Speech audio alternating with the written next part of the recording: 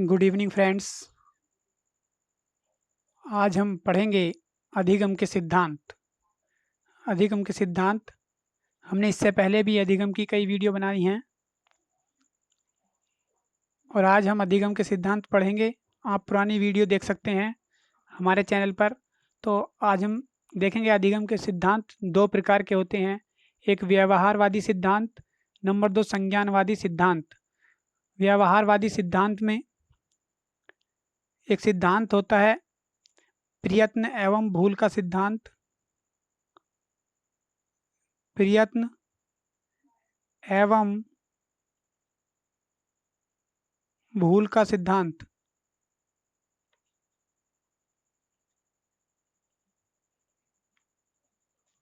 ये हम व्यवहारवादी सिद्धांत पहले पढ़ेंगे। व्यवहारवादी सिद्धांत का पहला नंबर है ये।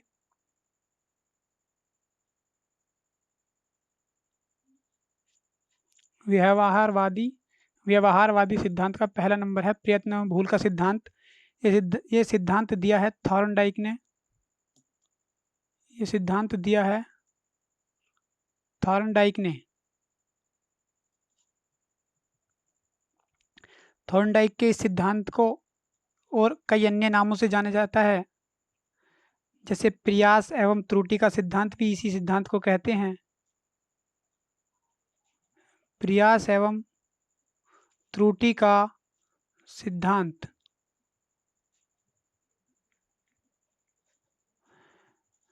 इसी सिद्धांत को हर्ष और दुख का सिद्धांत, हर्ष और दुख का सिद्धांत, और इसी सिद्धांत को संबंधवाद का सिद्धांत,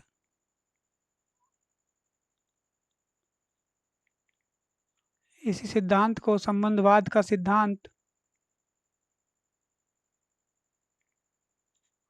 और इसी सिद्धांत को संयोजनवाद का सिद्धांत,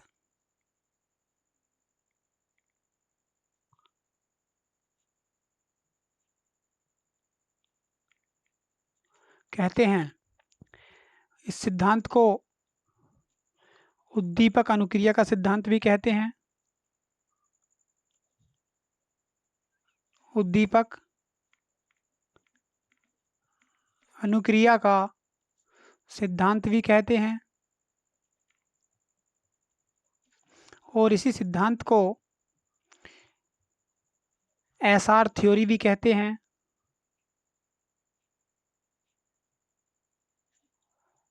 यानी ऐसे स्टिम्युलस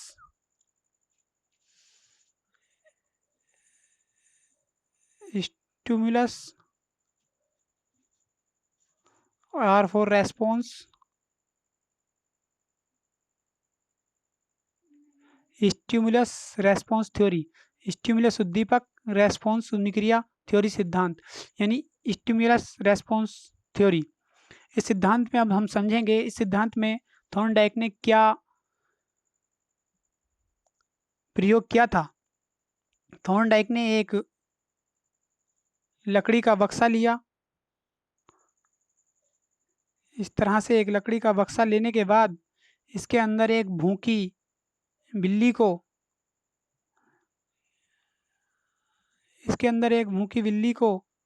बंद कर दिया। थॉर्नडाइक ने एक लकड़ी का बक्सा लिया और इसके अंदर एक भूखी बिल्ली को बंद कर दिया और इस बक्से में यहाँ पर एक लीवर लगाया, जिस लीवर का कनेक्शन इसके दरवाजे से था कि जब ये लीवर दबेगा तभी इस बक्से का एक दरवाज़ा खुलेगा। जब ये लीवर दबेगा तभी इस बक्से का एक दरवाज़ा खुलेगा। और थॉर्नडाइक ने बाहर मछली के मांस का एक टुकड़ा रख दिया। मछली के मांस का एक टुकड़ा रख दिया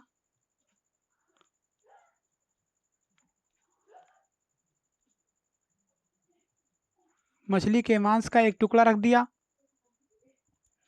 अब बिल्ली जब भूखी है तो बार बार इस बक्से के अंदर उछल कूद करती है और उछल कूद करने के बाद इस भोजन को प्राप्त करने का प्रयत्न कर रही है। जब बार बार बिल्ली इस भोजन को प्राप्त करने के लिए प्रयत्न कर रही है तो अचानक इस बिल्ली का पैर इस लीवर पर पड़ जाता है और इस बक्से का दरवाज़ा खुल जाता है और बिल्ली जाकर मछली के मांस का टुकड़ा प्राप्त कर लेती है और उसको खा लेती है। जब बार बार थॉर्नडाइक ने यह प्रयत्न किया तो लास्ट में ये रिजल्ट मिला कि पहले यदि बिल्ली 100 बार उछल कूद करने के बाद 2 घंटे में इस मछली के मांस के टुकड़े को प्राप्त करती थी, तो धीरे धीरे ये 1 घंटा 50 मिनट में 90 बार उछल कूद करने के बाद इस मांस के टुकड़े को प्राप्त करने लगी और धीरे धीरे ऐसे ही अनुक्रिया करती रही और करते करते एक टाइम वो आया कि बिल्ली 1 घंटे में 50 बार कूदने के बाद इस मांस के टुकड़े को प्राप्त करने लगी और इसमें प्रयास एवं त्रुटि के इस सिद्धांत में एक वक्त ऐसा आया कि बिल्ली बिना किसी त्रुटि के पहली बार में लीवर पर पैर मारती और सीधा बक्से का दरवाज़ा खुल जाता और बिल्ली मांस के टुकड़े को प्राप्त कर लेती। जब ये सिद्धांत सफल हुआ तो इसी सिद्धांत के कई नाम दिए गए। इसी सिद्धांत के कई नाम दिए गए। बिल्ली बार बार प्रयत्न कर रही है और दरवाज़ा खुल जाता है। दरवाज़ा खुल जाता है और मांस का टुकड़ा प्राप्त कर लेती है, लेकिन जब दोबारा बिल्ली को बंद किया जाता है तो बिल्ली पहली बार में दरवाज़ा नहीं खोल पाती, यानी कि फिर प्रयत्न करती है और पहली वाली बात को, लीवर पर पैर पड़ने की बात को भूल जाती है। तो इसलिए इस सिद्धांत को प्रयत्न एवं भूल का सिद्धांत कहा गया। यानी बिल्ली बार बार प्रयास करती है और त्रुटि करती है, इसलिए प्रयास एवं त्रुटि का सिद्धांत कहा गया। हर्ष और दुख का सिद्धांत इसलिए कहा गया कि बिल्ली को सामने मांस का टुकड़ा दिखाई दे रहा था। उसको देखकर उसको बड़ा हर्ष होता था कि मैं मांस का टुकड़ा खाऊं, और जब दरवाज़ा नहीं खुलता था तो उसको दुख होता था, इसलिए इस सिद्धांत को हर्ष और दुख का सिद्धांत कहा गया। संबंधवाद का सिद्धांत इसलिए कहा गया कि सामने मछली का टुकड़ा जो उसके लिए उद्दीपक का कार्य कर रहा था, उसको अपनी तरफ आकर्षित कर रहा था। उसका एक रीज़न था बिल्ली की भूख। तो यदि बिल्ली को भूख ना लगती तो मांस का टुकड़ा इतना आकर्षित बिल्ली को नहीं कर पाता, इसलिए उस भूख का मछली के टुकड़े से एक संबंध था, इसलिए संबंधवाद का सिद्धांत कहा गया। संयोजनवाद का सिद्धांत इसलिए कहा गया कि भूख, बिल्ली की भूख और मछली के मांस के टुकड़े के बीच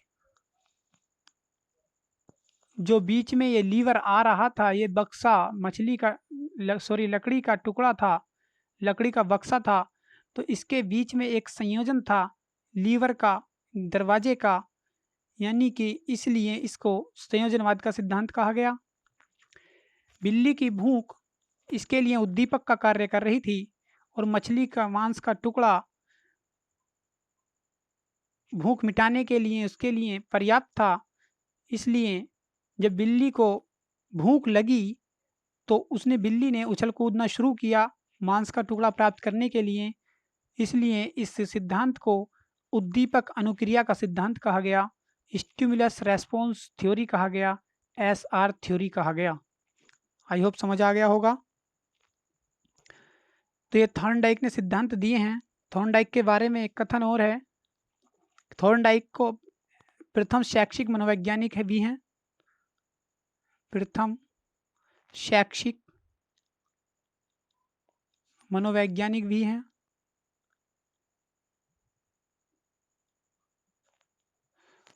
एक पॉइंट ये है और दूसरा पॉइंट ये है कि ये पशु मनोवैज्ञानिक थे। थॉर्नडाइक पशु मनोवैज्ञानिक थे और थॉर्नडाइक की एक पुस्तक थी जिसका नाम था शिक्षा मनोविज्ञान। थॉर्नडाइक ने एक पुस्तक लिखी थी जिसका नाम था शिक्षा मनोविज्ञान। बहुत मोस्ट है, ये कई बार पूछी हुई है, एग्जाम में कभी भी पूछी जा सकती है, बार बार आती रहती है। तो ये था अधिगम के सिद्धांत में थॉर्नडाइक का सिद्धांत। और ये बच्चों को भाषा सीखने के लिए, इसका छोटे बच्चों के लिए बहुत उपयोगी है, यानी शिक्षा में इसका बहुत महत्व है। शिक्षा में इस सिद्धांत का प्रयोग 1913 में किया गया। शिक्षा में इस सिद्धांत का प्रयोग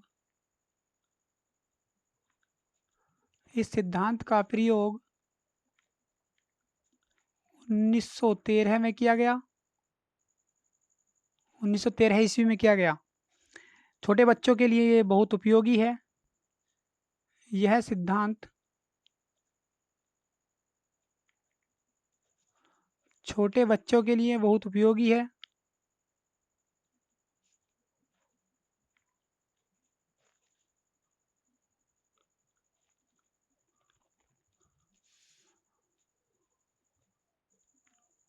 और मैं अभी आपको एग्ज़ाम में आए हुए 3-4 पेपर दिखाऊंगा, जिसमें प्रत्येक पेपर में 2-2 क्वेश्चन पूछे गए हैं इस टॉपिक से। तो आप बने रहिए। ये था अधिगम के सिद्धांत में प्रयत्न एवं भूल का सिद्धांत जो थॉर्नडाइक ने दिया था। एक मोस्ट पॉइंट हेडिंग आती है कि थॉर्नडाइक के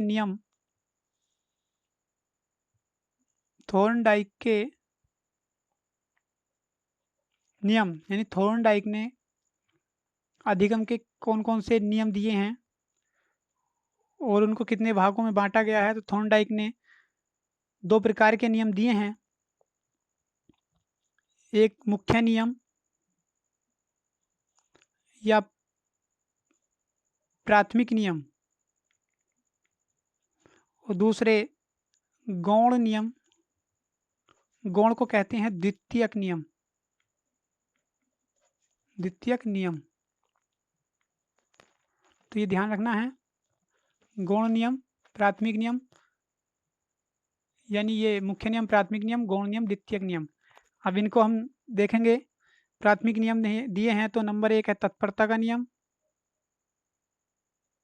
तत्परता का नियम, यानी इस नियम को हम तैयारी का नियम भी कह सकते हैं, इसको हम प्रेरणा का नियम भी कह सकते हैं, और इसी को हम मानसिक तैयारी का नियम भी कह सकते हैं। मानसिक तैयारी का नियम भी कह सकते हैं। नंबर 2 है अभ्यास का नियम। अभ्यास का नियम, अभ्यास के नियम को उपयोग व अनुपयोग का नियम भी कह सकते हैं। उपयोग व अनुपयोग का नियम भी कह सकते हैं। नंबर 3 है प्रभाव का नियम। प्राथमिक नियमों में या मुख्य नियमों में पहला तत्परता का नियम, दूसरा अभ्यास का नियम, तीसरा नियम है प्रभाव का नियम।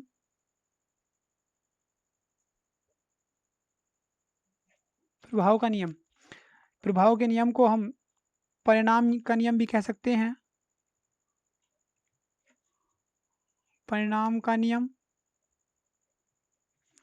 इसी को हम सुख एवं दुख का नियम भी कह सकते हैं।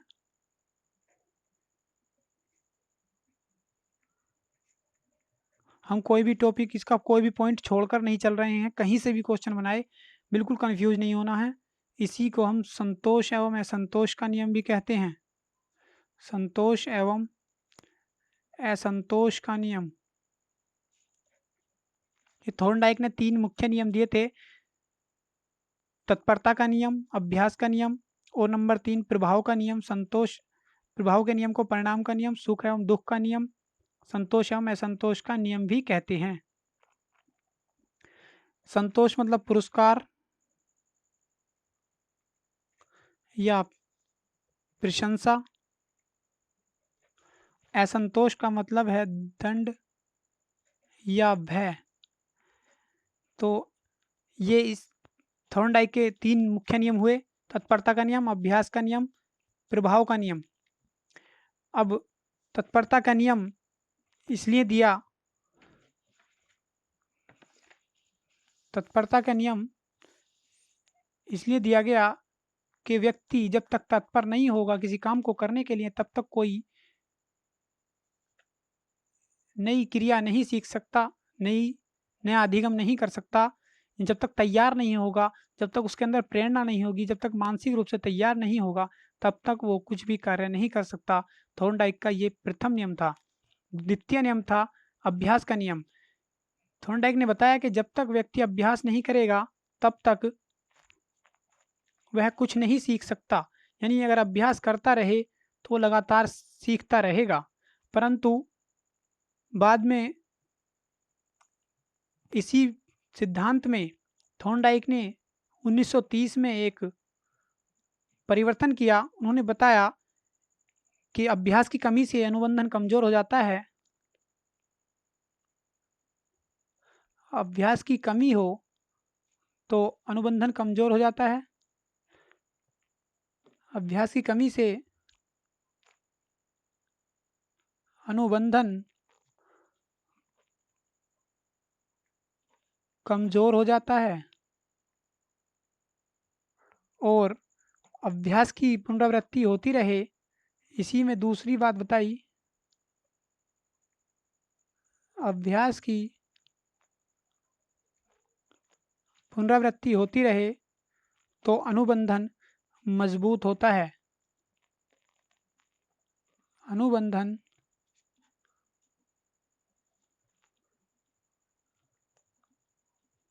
मजबूत होता है। तो आप ये समझ रहे होंगे कि अनुबंधन कमजोर क्या होता है।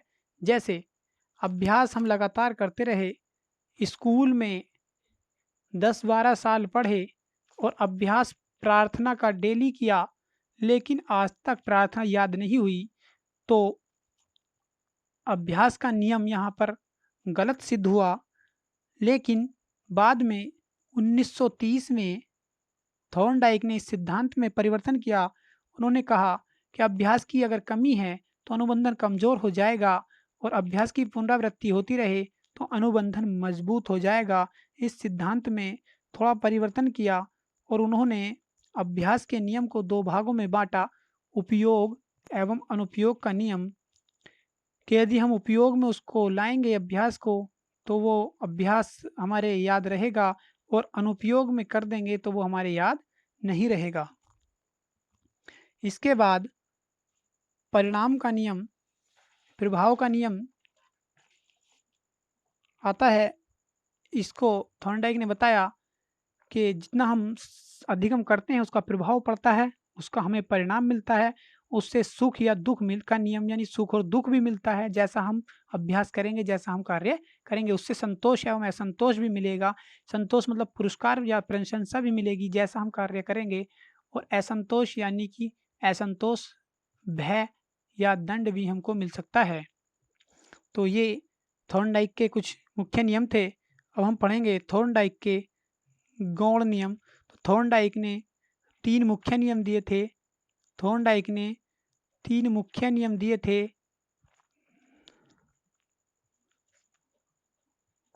जो हमने अभी पढ़े हैं तत्परता का नियम। इनको नोट कर लेंगे, ये बार बार एग्जाम में पूछे जाते हैं। मैं अभी एक पेपर आपको 2-3 दिखाऊंगा जो जो आए हुए हैं क्वेश्चन है। अभ्यास का नियम, और नंबर 3 है प्रभाव का नियम। तो ये प्रभाव का नियम, इनके दूसरे नाम भी हैं, लेकिन हमें ये मेन याद रखने के मुख्य नियम ये दिए हैं। इनके दूसरे नाम कभी कभी पूछ लेता, लेकिन ये मेन याद रखने ये हैं मेन 3। अब थॉर्नडाइक ने 5 गौण नियम दिए हैं या द्वितीय नियम दिए हैं। 5 गौण नियम या द्वितीय नियम कौन से हैं वे हम पढ़ेंगे। नंबर 1 है बहुक्रिया या बहु प्रतिक्रिया का नियम।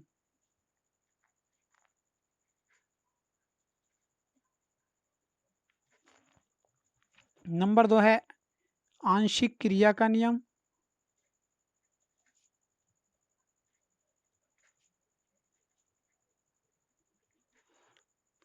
नंबर 3 है मनोवृत्ति का नियम।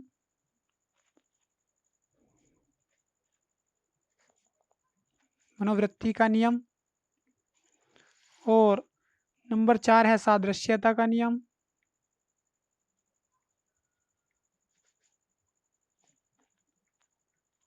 और नंबर 5 लास्ट है साहचर्य का नियम।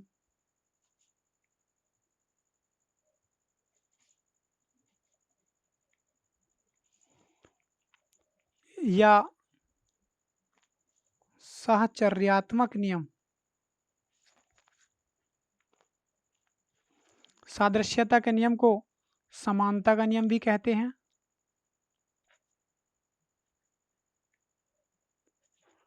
मनोवृत्ति के नियम को अभिवृत्ति तथा तत्परता का नियम भी कहते हैं। अभिवृत्ति तथा तत्परता का नियम। और आंशिक क्रिया के नियम को अंश से पूर्ण की ओर, ये मोस्ट है, अंश से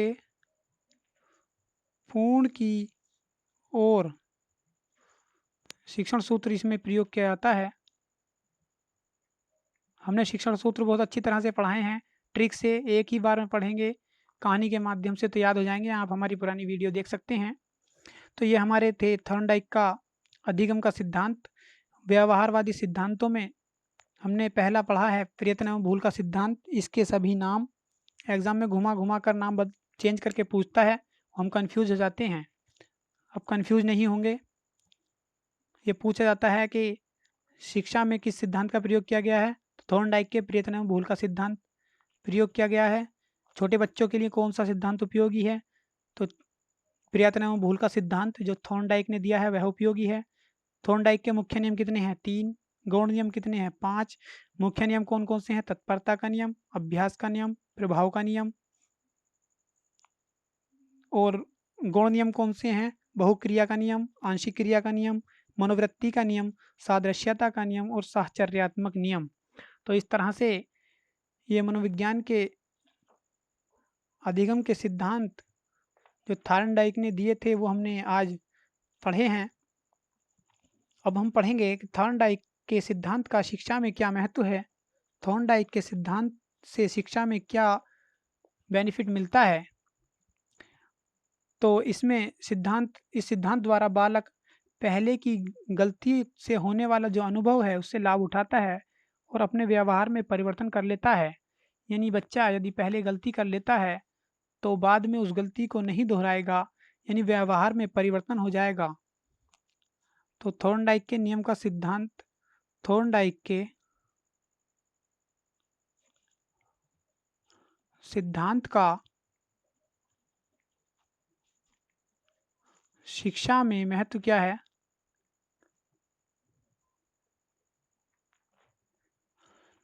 तो इस सिद्धांत के द्वारा बालक पहले की गई गलती से जो होने वाला अनुभव है उससे लाभ उठाएगा और पहले वाली जो गलती है उसको नहीं दोहराएगा। यानी उसके व्यवहार में बालक के नंबर 1 है, बालक के व्यवहार में यह सिद्धांत परिवर्तन करता है। जिस तरह से बिल्ली के व्यवहार में परिवर्तन हुआ और अंत में बिल्ली ने त्रुटि करना बंद कर दिया, और जैसे ही थॉर्नडाइक ने भूखी बिल्ली को पिंजड़े के अंदर बंद किया, लकड़ी के बक्से के अंदर बंद किया, तुरंत बिल्ली ने लीवर पर पैर मारा, दरवाजा खुला और बिल्ली ने मछली के मांस का टुकड़ा प्राप्त कर लिया। तो इसी तरह से बालक जब बार बार प्रयास करता है और त्रुटि करता है तो एक समय ऐसा आता है कि बालक के व्यवहार में परिवर्तन हो जाता है और वो त्रुटि करना बंद कर देता है। और जिस तरह से बिल्ली ने निरंतर प्रयास किया उसी तरह से बालक भी निरंतर प्रयास करेगा। तो निरंतर प्रयास पर यह सिद्धांत बल देता है। यह सिद्धांत निरंतर प्रयास पर बल देता है। यह सिद्धांत जिस तरह बिल्ली बार बार अभ्यास कर रही है दरवाज़ा खोलने का, उसी तरह से एक बालक भी अभ्यास की क्रिया पर बल देगा, यानी यह सिद्धांत अभ्यास की क्रिया पर आधारित है। इस सिद्धांत द्वारा बालक को लक्ष्य का पता चलता है। जिस प्रकार एक बिल्ली को अपने लक्ष्य का पता था मांस के टुकड़े का, उसी प्रकार इस सिद्धांत के द्वारा बालक को लक्ष्य का पता चलता है। बालक को लक्ष्य का पता चलता है और इस सिद्धांत के द्वारा बालक आशावादी और असफलता में सफलता देखने वाला बनता है। यानी जिस तरह से बिल्ली को कभी आशा और निराशा हाथ लगती थी और बाद में अंत में बिल्ली सफल हुई, तो बालक में एक मोटिवेशन आता है कि हम भी इस कार्य में सफल होंगे। जिस तरह से बिल्ली कई बार प्रयत्न करने के बाद सफल हुई है, तो असफलता में सफलता देखने की इच्छा होती है और बालक आशावादी बनता है। बालक आशावादी बनता है और असफलता में सफलता दिखाई देती है। असफलता में सफलता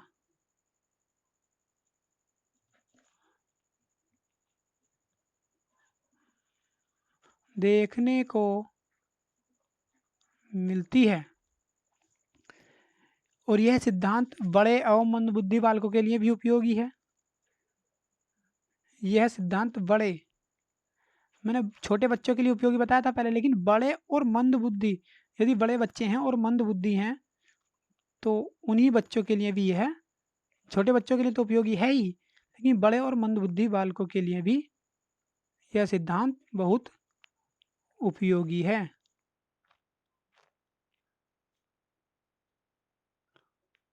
बहुत उपयोगी है।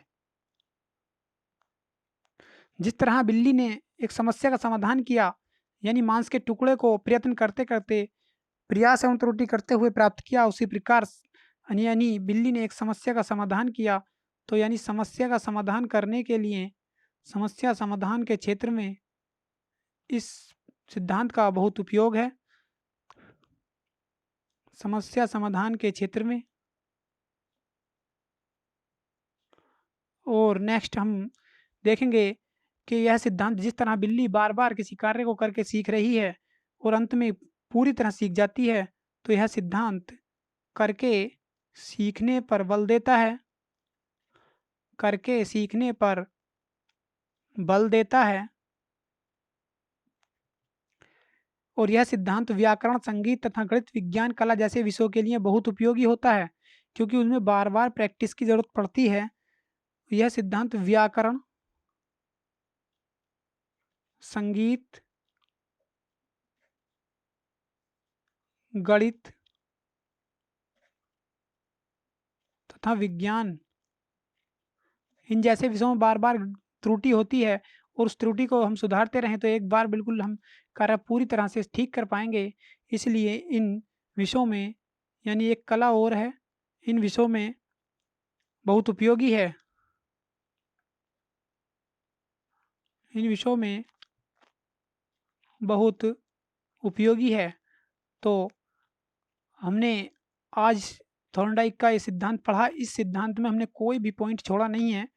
प्रत्येक पॉइंट हमने नोट किया है। जिस सिद्धांत के नाम कई कई दे रखे हैं, दूसरे चेंज करके बनाए हैं, हमने वो भी सभी कवर किए हैं। इसमें कोई चेंज की गुंजाइश नहीं है और कोई भी क्वेश्चन आपका नहीं छूटेगा।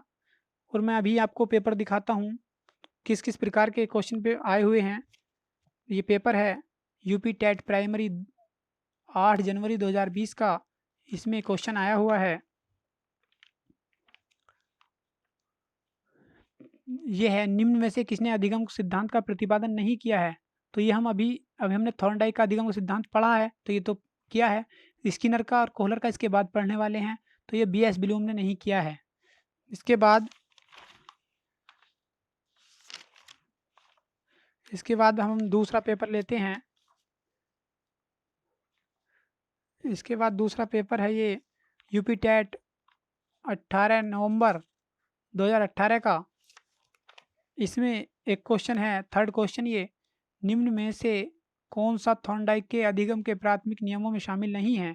तो थॉर्नडाइक के प्राथमिक नियम मैंने अभी बताए थे, अभ्यास का नियम, प्रभाव का नियम, तत्परता का नियम, तो साहचर्यात्मक स्थानांतरण का नियम ये गौण नियम था। तो ये इसका ऑप्शन नंबर 3 ठीक हो जाएगा।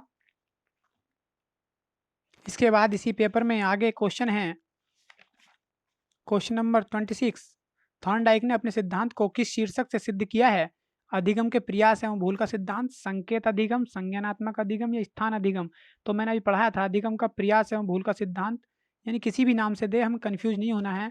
प्रयास एवं त्रुटि दे, प्रयत्न एवं भूल दे, प्रयास एवं भूल का नाम दे, यानी किसी भी नाम से घुमाए, हमको कंफ्यूज नहीं होना है। इसके बाद एक पेपर और है, इस पेपर में भी थॉर्नडाइक के क्वेश्चन आए हुए हैं।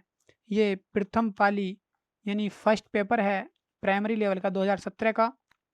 इसमें क्वेश्चन आया हुआ है क्वेश्चन नंबर 8, सीखने के प्रयास व भूल के सिद्धांत का प्रतिपादन किसने किया? तो मैंने अभी आपको पढ़ाया है थॉर्नडाइक, तो इसका ऑप्शन 3 ठीक हो जाएगा।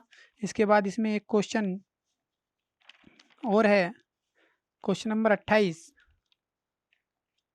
निम्न में से कौन सा सीखने के मुख्य नियमों में शामिल नहीं है? तो सीखने के मुख्य नियम मैंने अभी पढ़ाए थे आपको, तत्परता का नियम, अभ्यास का नियम, प्रभाव का नियम।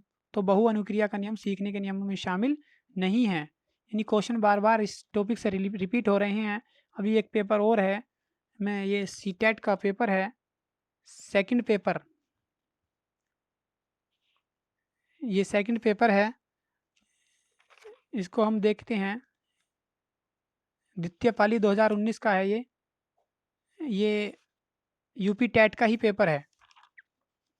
तो इसको हम देखेंगे, इसमें क्वेश्चन है क्वेश्चन नंबर 9, अधिगम प्रक्रिया उद्दीपन एवं डैश के बीच की संगति है। तो अधिगम प्रक्रिया उद्दीपन एवं अनुक्रिया मैंने अभी आपको पढ़ाया था, यानी अधिगम प्रक्रिया में थॉर्नडाइक का सिद्धांत पढ़ाया था और लास्ट में बताया था कि उद्दीपक एवं अनुक्रिया का सिद्धांत है। तो इसमें ऑप्शन नंबर 4 ठीक हो जाएगा। इस तरह से मैंने आज आपको ये दिखाया कि कितने क्वेश्चन थॉर्नडाइक के नियम से बनते हैं। एक एक पेपर में 2-2 तो बन ही रहे हैं और इस पेपर में 3 क्वेश्चन आए थे। थॉर्नडाइक के उद्दीपक अनुक्रिया सिद्धांत यानी एसआर थ्योरी में सीखने की प्रक्रिया में क्या महत्वपूर्ण नहीं है? तो इसमें स्टिमुलस यानी उद्दीपक तो महत्वपूर्ण है, अभिप्रेरक यानी जो बिल्ली को भूख लगी थी वो उसको मोटिव कर रही थी, यानी इसको प्रेरणा दे रही थी, तो ये भी ठीक था, उद्दीपक भी ठीक था। और ड्राइव यानी उसको चलाना, उसको भूख उसको चला रही थी, तो क्रिया प्रसूत इसका यानी क्वेश्चन नंबर 17 का आंसर नंबर बी यानी दूसरा क्रिया प्रसूत व्यवहार इसमें शामिल नहीं है। जब हम बहुत अच्छी तरह से पढ़ेंगे तो वहाँ क्वेश्चन को हम बना लेंगे। क्वेश्चन घुमा के आया था देखो ये, लेकिन फिर भी हमने इसको बना लिया। तो इस तरह से हम बना सकते हैं। क्वेश्चन नंबर 1 28 है, इसमें निम्नलिखित में से कौन सा नियम थॉर्नडाइक के सीखने के गौण नियमों में शामिल नहीं है? यानी इस बार पूछा है गौण नियमों में शामिल नहीं है। तो सादृश्यता का नियम, बहु प्रतिक्रिया का नियम, आंशिक क्रिया का नाम नियम, मैंने तीनों ये पढ़ाए हैं। और क्रिया प्रतिक्रिया का नियम ये शामिल गौण में नहीं है और ये तो मुख्य में भी नहीं है, यानी ये नया अपनी तरफ से बना कर दिया है। तो इसका ऑप्शन नंबर ये ठीक हो जाएगा, नंबर 1। तो इस तरह से हमने आज थॉर्नडाइक के नियम का पॉइंट टू पॉइंट बिल्कुल एवरी पॉइंट हमने पढ़ा है, कोई भी क्वेश्चन हमारा नहीं छूटेगा। आई होप आपके समझ में आया होगा। इसी तरह से पढ़ते रहिए, हम एक एक पॉइंट बहुत आसानी से क्लियर करेंगे और ट्रिक के साथ हमने बहुत सी मनोविज्ञान की अधिगम की परिभाषाएं पहले हम दे चुके हैं। बिल्कुल आपकी लाइफ से जोड़कर, इस तरह से कहानी से जोड़कर बताएंगे कि आप कभी नहीं भूलेंगे। और इस तरह से हम जैसे ये टॉपिक क्लियर किया है, कोई पॉइंट नहीं छोड़ेंगे, प्रत्येक पॉइंट इसी तरह से क्लियर करेंगे। हमारे साथ जुड़े रहिए और सीरीज से हम क्लास वाइज पढ़ाएंगे। हमारी क्लासें लगातार देखते रहिए। यूपी टेट के लिए हमारे साथ बने रहिए। हमारे ये प्रयास हमारा अच्छा लगा हो तो हमारे इस सेशन को लाइक कीजिए, चैनल को सब्सक्राइब कर लीजिए और हमारे इस वीडियो को ज़्यादा से ज़्यादा शेयर कीजिए, अपने दोस्तों को बताइए। हम आपके साथ ऐसे ही बने रहेंगे और न्यू वीडियो लाते रहेंगे। Thank you.